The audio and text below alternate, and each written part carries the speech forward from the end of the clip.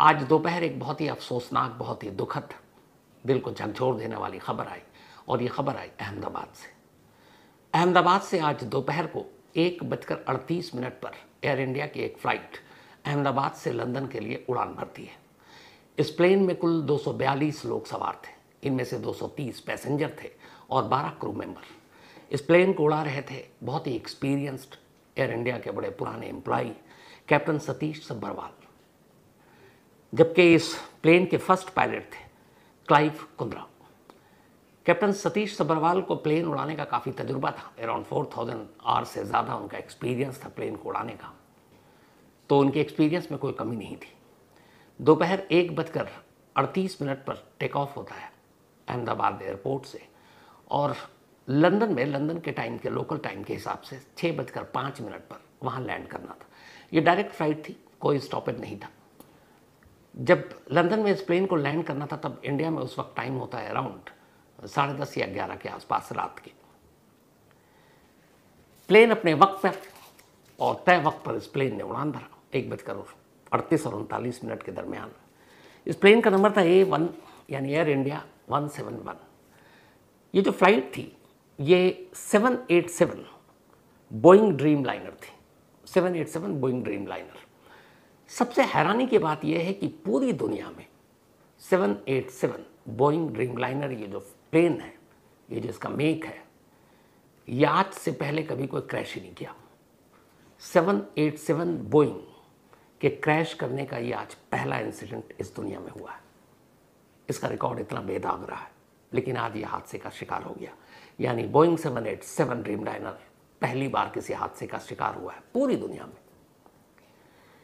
इस फ्लाइट में जो 242 लोग सवार थे उनमें से 169 इंडियन थे, 169, 53 ब्रिटिश थे, चूंकि ये प्लेन लंदन जा रही थी। इसके अलावा इसमें 7 लोग जो थे वो पुर्तगाल के थे और एक कनाडा के। तो इस तरीके से 61 फॉरेन नेशनल थे, 169 इंडियन और 12 क्रू मेंबर। फ्लाइट अपने तय वक्त पर उड़ान भरती है और इसके बाद मुश्किल से 2 मिनट बीतता नहीं है। अहमदाबाद के रनवे से सिर्फ और सिर्फ 625 फीट 625 फीट की दूरी पर यह प्लेन थी, और अचानक इसने अपना हाइट लूज कर दिया। ये लिफ्ट नहीं हो पा रही थी, मतलब ऊपर की तरफ। एयरपोर्ट के आसपास हर शहर में बस्तियां होती हैं, यहाँ पे भी एक बस्ती थी, और प्लेन धीरे धीरे जब टेक ऑफ करने के बाद ऊपर जाने के बजाय धीरे धीरे नीचे आती है। फिर एक इमारत दिखती है, उस इमारत के पीछे ये प्लेन जाता है और उसके बाद एक आग का गोला नज़र आता है। अब जाहिर सी बात है, जहाँ पर ये प्लेन गिरा आसपास बस्ती है, बस्ती में लोग थे, बहुत सारे जो ज़मीन पर लोग थे उनके भी घायल होने की खबर है। अभी तक ये पता नहीं चल पाया है कि इन 242 लोगों में जो प्लेन के अंदर सवार थे या ज़मीन पर जिस बस्ती में ये प्लेन गिरा वहाँ कितने लोगों को नुकसान पहुँचा है। बचाव का काम ज़ोरों पर है। दिल्ली और आसपास से बचाव दल, NDRS और बाकी टीमें वहाँ पहुँच चुकी हैं। सिविल एविएशन मिनिस्टर वहाँ पहुँच रहे हैं, होम मिनिस्टर वहाँ पहुँच रहे हैं। जो बचाव का काम है वो सारी चीज़ें अब शुरू हो गई हैं देखने के लिए। लेकिन एक सवाल वो ये कि जो 787 बोइंग आज तक कभी क्रैश नहीं किया, आज पहली बार ये कैसे हादसा हुआ। तो जाहिर सी बात है कि जब जांच होगी इसके बाद ये सच्चाई सामने आएगी। लेकिन आपके पास आने से पहले कई ऐसे एक्सपर्ट्स, कई ऐसे पायलट, एविएशन एक्सपर्ट्स, उनसे मैंने बात की और उन्होंने जो कुछ बताया है, जो फिलहाल शुरुआत में नज़र आ रहा है कि हादसा क्यों हो सकता है, वो आपके सामने रखता हूँ। अगर आप लोगों ने सोशल मीडिया पर देखा हो तो ये प्लेन जब टेक ऑफ के बाद धीरे धीरे नीचे उस बस्ती की तरफ गिर रहा है तो प्लेन के इंजन्स में कहीं आग दिखाई नहीं दे रही। आग न दिखाई देने का मतलब ये है कि इस प्लेन को किसी बर्ड ने हिट नहीं किया। अमूमन जब टेक ऑफ या लैंडिंग के वक्त ही जो बर्ड हिटिंग के केस होते हैं वो या तो टेक ऑफ के वक्त होता है या लैंडिंग के वक्त, और जब बर्ड हिटिंग होती है तो वो सीधे इंजन में होता है और उस बर्ड हिटिंग के दौरान में आग लगती है। लेकिन दोनों इंजन सही सलामत, उसमें से कोई आग का शोला या गोला दिखाई नहीं दे रहा, इसका मतलब ये बर्ड हिटिंग का केस नहीं है। तो फिर क्या है, टेक ऑफ के बाद जितने भी प्लेन क्रैश किए हैं उसकी कुछ ही वजह होती हैं। पहला, या तो इंजन फेल हो जाए, लेकिन बोइंग और इस तरह के प्लेन में एक इंजन नहीं, दो इंजन होता है। तो अगर एक साथ 2 इंजन फेल हो ये पॉसिबल नहीं है। एक ही इंजन एक वक्त में फेल हो सकता है, और एक फेल भी हो जाए तो दूसरा इंजन इस काबिल होता है कि वो आपको आपकी मंजिल तक पहुंचा सकता है। तो तो पहली चीज़ कि दोनों इंजन एक साथ फेल हो, इस बात की गुंजाइश है ही नहीं। यानी इस क्रैश के पीछे बड हिटिंग के अलावा अब इंजन फेलियर की भी गुंजाइश कम बचती है। दूसरा, कोई टेक्निकल फॉल्ट हो सकता है, इससे इनकार नहीं किया जा सकता कि प्लेन में कुछ डिफेक्ट हो ऐसा जिसकी वजह से अचानक पायलट को प्लेन पर अपना कंट्रोल रखना मुश्किल हो गया और उसकी वजह से गिरा। तो इंजन फेलियर रूल्ड आउट है। बड हिटिंग चूँकि इंजन में आग दिखाई नहीं दे रही है, रूल्ड आउट है। हाँ, टेक्निकल फॉल्ट हो सकता है। इसके अलावा एक और चीज़ है और वो है स्टॉल। कोई भी प्लेन जब टेक ऑफ करता है, दो चीज़ें होती हैं टेक ऑफ और लैंडिंग के वक्त। आपने अक्सर सुना होगा कि फ़्लाइट जब एक बार टेक ऑफ हो गया तो फिर ऑटो पायलट पे भी पायलट छोड़ देते हैं और आराम से चलता रहता है। लेकिन टेक ऑफ और लैंडिंग दो ऐसी चीज़ है, ख़ासतौर पर इन दोनों में भी टेक ऑफ जो पूरी तरह से मैनुअल होता है, यानी इसमें ऑटो का कोई मतलब नहीं है। जो पायलट हैं उन्हीं के रहमो करम पर पूरा प्लेन होता है। जब ये टेक ऑफ हुआ तो इसका मतलब है कैप्टन सतीश सब्बरवाल और क्लाइव कुंद्रे फर्स्ट जो पायलट थे, इन दोनों के हवाले था ये, क्योंकि टेक ऑफ में जिम्मेदारी पूरी पायलट की होती है। अब टेक ऑफ किसी भी प्लेन का सबसे नाजुक हिस्सा होता है। उसकी वजह है कि इस टेक ऑफ के दौरान आपको एक साथ बहुत सारी चीज़ें सेकंड के अंदर देखना होता है और सेकंड के अंदर फैसला लेना होता है। जैसे आपको, अगर आप जाते हैं तो आपको रनवे क्या है, मौसम, प्लेन की स्पीड, रनवे पर स्पीड, ये सारी चीज़ें एक साथ देखनी होती हैं। और इन सारी चीज़ों में एक चीज़ जो सबसे इम्पॉर्टेंट होता है, मौसम। मुझे आज पता चला इन एविएशन एक्सपर्ट्स और हमारे एक पायलट साहब, उनसे बात करके, कि टेक ऑफ में मौसम का कितना बड़ा रोल होता है। जितनी ज़्यादा गर्मी होती है उतनी ज़्यादा टेक ऑफ रिस्की होता है। उसकी वजह उन्होंने बताई कि गर्मी में हवा पतली हो जाती है, जो ह्यूमिडिटी होती है या फिर जब बारिश होती है तब हवा बहुत अच्छी होती है और वो प्लेन को लिफ्ट करने में, यानी टेक ऑफ के बाद ऊंचाई प्रदान करने में मददगार साबित होती है। लेकिन जब गर्मी ज़्यादा होती है तो हवा बहुत पतली होती है और वो प्लेन को लिफ्ट करने में, जब आप रनवे से छोड़ते हैं तो प्लेन जब लिफ्ट होती है तो उसमें बड़ी मुश्किल होती है। जो स्टॉल मैंने जिक्र किया, ये भी एक प्लेन को लिफ्ट करता है। स्टॉल असल में जो किसी भी प्लेन के जो दोनों विंग होते हैं, पंख होते हैं, उस पंख के ज़रिए ही प्लेन को लिफ्ट कराने में मदद मिलती है और उसमें हवा का बहुत बड़ा रोल होता है।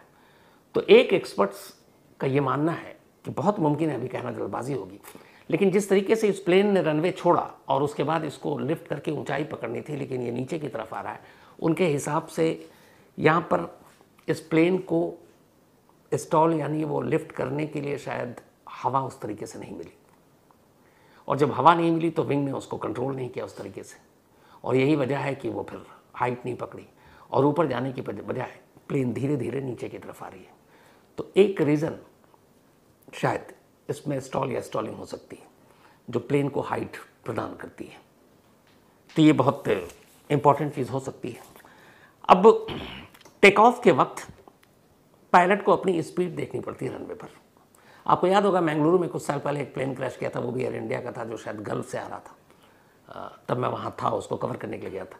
उसमें उस प्लेन ने वो रनवे से आगे निकल गया था, तो वहाँ पर जजमेंट गलत हो गई थी पायलट साहब की, और वो मैंगलुरु का वैसे भी वो रनवे जो है काफ़ी छोटा है, तो उसके बाद खाई में गिरा था। तो जब टेक ऑफ होता है या लैंडिंग, इन दोनों में रनवे की लंबाई और स्पीड दोनों बहुत मायने रखती है। कहते ये हैं कि जब किसी भी प्लेन का टेक ऑफ होता है तो एक ख़ास स्पीड जब वो पकड़ लेती है, उसके बाद उस पायलट के हाथ में भी ये कंट्रोल नहीं होता कि अगर उस वक्त कोई टेक्निकल फॉल्ट आ जाए या कोई और चीज़ उसे पता चले कि उस प्लेन को वापस रोक सके। क्योंकि और एवरेज जो होता है, एक ठीक ठाक रनवे है लंबाई में, आइडियली 300 किलोमीटर पर आवर की स्पीड उस रनवे पर पकड़ती है, और जैसे ही मैक्सिमम 300 पर, अलग अलग मौसम के हिसाब से भी कई बार ये स्पीड ऊपर नीचे होती है। तो अगर 300 मान लीजिए है, और ये आइडियल यही होता है, और वो 300 उसने टच कर लिया, और उस वक्त अगर पायलट को पता चला कि कुछ तकनीकी खराबी आ गई है, तो प्लेन को रोक नहीं सकता, उसको टेक ऑफ करना ही करना पड़ेगा, ये उसकी मजबूरी है। अब वो वापस उसके बाद फिर क्या करता है, वापस लाता है, वो ठीक है, लेकिन आप मैक्सिमम स्पीड जब टच कर लेते हैं तो आपको रनवे छोड़ना ही छोड़ना है। फिर यहाँ से पायलट की अपनी जो सारी चीज़ें वो काम आती हैं। गर्मी में एक दूसरा जो आज ही पता चला मुझे कि टेक ऑफ, एक तो हवा पतली होती है तो आपको लिफ्ट करने या फिर ऊपर हाइट पकड़ने में मुश्किल होती है, दूसरा एक और है गर्मी में ये जो स्पीड रनवे की होती है फ्लाइट को उड़ाने के लिए, ये भी बहुत मुश्किल पैदा करती है। उसकी वजह ये है कि जब कोई प्लेन टेक ऑफ करने की तैयारी में होता है तो उससे पहले वो आमतौर पर एयरपोर्ट पे होता है, और ऐसा तो है नहीं कि एक प्लेन अभी लैंड किया और 5 मिनट के बाद उसने दोबारा उड़ान भरी। एक प्लेन के आने जाने में कम से कम 2-3 घंटे का वक्त तो लगता है, और कई प्लेन ऐसे होते हैं जो लंबी दूरी के लिए वो फिर 10-10-12 घंटे या 24 घंटे तक वहीं होते हैं, उसके बाद उड़ते हैं। तो ऐसे में प्लेन और उसका इंजन ठंडा हो चुका होता है। अब आप उसको रनवे पर लेके जा रहे हैं, आपको टेक ऑफ करना है, एक ठंडा इंजन, और अब आप उसको उस गर्मी के माहौल में आपको उस मैक्सिमम स्पीड को पकड़ना है टेक ऑफ के लिए। तो एक ठंडे इंजन को अचानक आपको इस तरीके से गर्म करना है, उसमें भी कई बार कई तकनीकी खामियां पैदा हो जाती हैं, तो एक मुश्किल ये भी आती है। तो गर्मी में इसीलिए सबसे ज़्यादा मुश्किलें आती हैं टेक ऑफ के दौरान। लेकिन ये पूरा टेक ऑफ जो होता है ये सिर्फ और सिर्फ पायलट के ही हाथ में होता है, और पायलट ही इसको पूरी तरह से कंट्रोल करता है। और ये जो फ्लाइट है जिसकी मैंने बात बताई कि दुनिया में पहला है 787 बोइंग जो क्रैश किया है, लगभग 11 साल पुराना ये प्लेन है, और इसकी कीमत थी जब खरीदी गई थी अराउंड 2100 करोड़, 2100 करोड़ रुपए का ये प्लेन था। दोनों पायलट की क्षमता पर कोई शक नहीं है, और 7000 किलोमीटर का सफ़र तय करना था अहमदाबाद से लंदन तक का, अराउंड 10 आवर्स, 10 घंटे के बीच में, लेकिन सिर्फ 2 मिनट और 625 फीट की हाइट ही पकड़ी थी इस फ्लाइट ने कि ये अचानक क्रैश कर गया। अब प्लेन क्रैश होने से पहले कैप्टन सुमित सब्बरवाल ने बाकायदा मेडे का ऐलान किया था, मतलब ATC एयर ट्रैफिक कंट्रोल को उन्होंने कहा था मेडे, और ये तब हुआ सिर्फ टेक ऑफ के 2 मिनट के अंदर अंदर, जब उन्हें एहसास हो गया कि ये प्लेन लिफ्ट नहीं हो रही है, ये हाइट नहीं पकड़ रही है, टेक ऑफ के बाद नीचे ही की तरफ आ रही है नोस के बल। तब उन्हें लग गया था कि अब चूंकि हाइट भी बहुत कम थी 625 फीट, तो उसमें फिर उस हाइट को दोबारा पकड़ना, रनवे की तरफ आप जा नहीं सकते थे, तो मेडे उन्होंने डिक्लेयर किया था। मेडे प्लेन में जब कोई पायलट डिक्लेयर करता है इसका मतलब है कि वो बिल्कुल इमरजेंसी की हालत है, और अब शायद मेडे मतलब लास्ट ऑप्शन होता है।